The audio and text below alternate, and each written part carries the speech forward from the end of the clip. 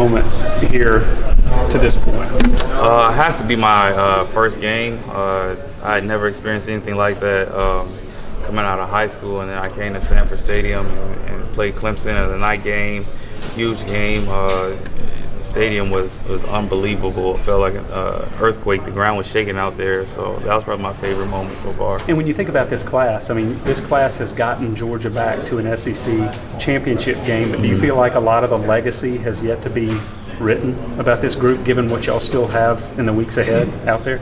Yeah, I just feel like we have so much ahead of us. We're just going to have to take care of business on the front end in order for those things to be possible for us. But as long as we continue to do the things we need to do and be able to regroup and not let one game define us, we should be able to continue to get better. Aaron, did you have an interception in that first game? I did have an interception in that first game. Well, how can you remember that well? I mean, is that something that's probably going to stick around for a while? Oh, yeah. I don't think I'll ever be able to remember that. Dimension, anything like that. I think I still have that memory in my head. I can remember that play. Hey, what's the takeaway from an Auburn game? Is that reality check? I mean, how much does that affect confidence? Because I mean, certainly you guys were going from we're not going to let anybody score on us to kind of a blowout situation like that. How's you received that mentally? Yeah, that definitely wasn't the game that we were looking forward to. We were looking forward to the game, but that wasn't the performance we were looking forward to. We didn't play Georgia football on Saturday, and that's something that showed in the scoreboard towards the end. I don't think confidence is anything that is faltering off or anything like that. Guys, continue to put in the work, continue to do the things that they need to do so they can play confident on Saturdays. When you say you didn't play Georgia football, what aspect specifically are you talking about right there? I just think, some of the discipline, some of the things that, we show,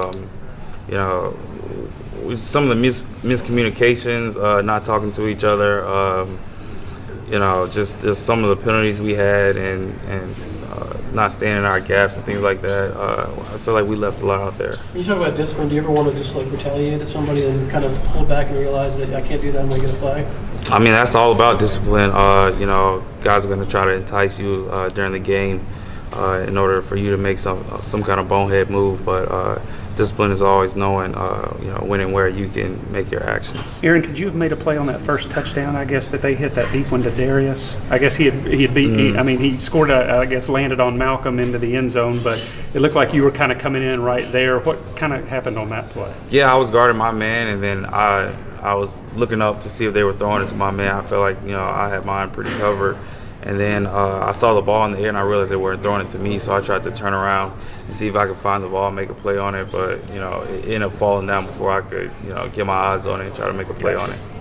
Is there anything that y'all didn't handle the moment well, didn't handle being number one, having the target on your back well? I don't think the number one was the cause for it for us. The number one didn't define us. I feel like, we were going to be this team regardless of the rankings.